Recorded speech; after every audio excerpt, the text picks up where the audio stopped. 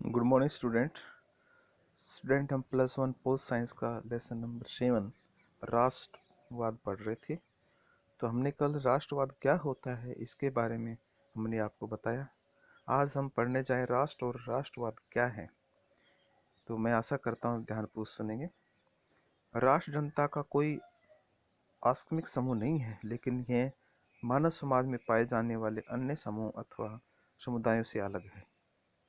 यह परिवार से भी अलग है। परिवार तो प्रत्येक संबंधों पर आधारित होता है, जिसका प्रत्येक सदस्य दूसरे सदस्य के व्यक्तित्व और चरित्र के बारे में व्यक्तिगत जानकारी रखता है।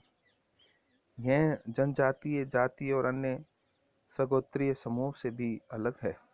इन समूह में विवाद और वंश परंपरा सदस्यों को आपस में जोड़ती हैं। इसलिए यदि हम सभी सदस्यों को व्यक्तिगत रूप से नहीं भी जानते हों, तो भी जरूरत पड़ने पर हम उन सूत्रों को ढूंढ निकाल सकते हैं जो हमें आपस में जोड़ते हैं। लेकिन राष्ट्र के सदस्य के रूप में हम अपने राष्ट्र के अधिकतर सदस्यों को सीधे तौर पर न कभी जान पाते हैं और न ही उनके साथ वंशानुगत नाता जोड़ने की जरूरत पड़ती है। फिर भी राष्ट्रों का वजूद है, लोग उनमें रहते हैं, उनका आदर करते हैं। आमतौर से ये माना जाता है कि राष्ट्रों का निर्माण ऐसे समूह द्वारा किया जाता है जो कुल या भाषा अथवा धर्म या फिर जातीयता जैसे कुछ एक निश्चित पहचान का सहयोगी होता है। लेकिन ऐसे निश्चित विशिष्ट गुण वास्तव में ही नहीं जो सभी राष्ट्रों में समान रूप से मौजूद हों। कई राष्ट्रों की अपनी कोई एक सामान्य भाषा नहीं है। कनाडा का उदाहरण सामने है। कनाडा में अंग्रेजी और फ्रांसीसी भाषाई लोग रहते हैं। भारत में भी अनेक भाषाएं हैं जो विभिन्न क्षेत्रों में भिन्न भिन्न समुदायों द्वारा बोली जाती है। बहुत से राष्ट्रों में उनको जोड़ने वाली कोई सामान्य धर्म भी नहीं है।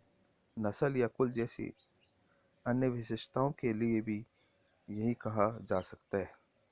तो कुछ जो हम करके देखते हैं, आओ कुछ करके सीखें। अपनी भाषा में देशभक्ति के किसी गीत को खोज करो। इस गीत में राष्ट्र को किस तरह दिखाया गया है। अपनी भाषा में देशभक्ति के किसी फिल्म की खोज करो और उसे देखो। इस फिल्म में देशभक्ति को किस तरह दिखाया गया है और इसकी जटिलताओं को किस तरह हल किया गया है। तब वह क्या है जो राष्ट्र का निर्माण करता है। राष्ट्र बहुत हद तक एक काल्पनिक समुदाय होता है जो अपने सदस्यों के सामूहिक विश्वास, आकांक्षाओं और कल्पनाओं के सारे एक सूत्र में बंधा होता है। यह कुछ खास मान्यताओं पर आधारित होता है जिन्हें लोग उस समुदाय के लिए गढ़ते हैं जिससे वे अपनी पहचान कायम करते हैं। आइए हम राष्ट्र के बारे में लोग की कुछ मान्यताओं को पहचानेंगे और समझने की कोशिश करेंगे।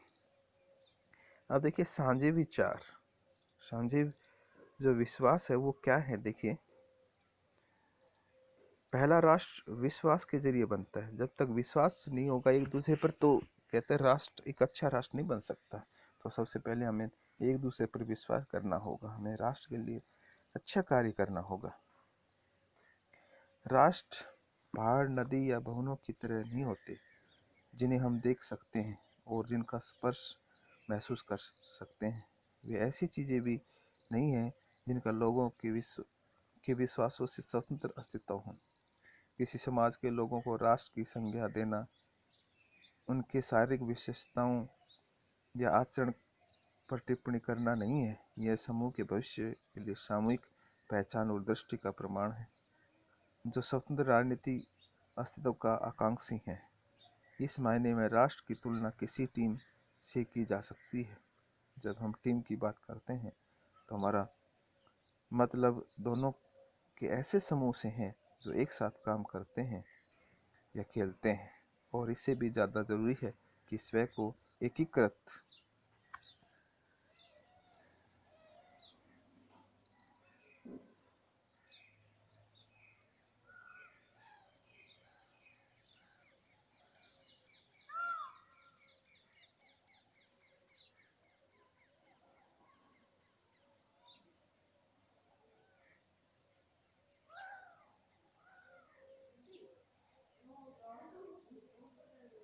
स्वयं को एकीकृत समूह मानते हैं। अगर वे अपने बारे में इस तरह नहीं सोचते तो एक टीम की उनकी हैसियत जाती रहेगी और वे खेल खेलने या काम करने वाले महज अलग अलग व्यक्ति रह जाएंगे।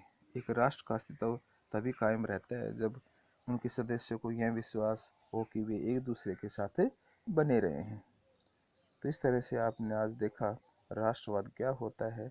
कल हम राष्ट्रवाद का इतिहास कैसे है हम उसके बारे में पढ़ेंगे। तो मैं आशा करता हूँ कि आप ध्यानपूर्वक इसको समझेंगे, पढ़ेंगे। Thank you.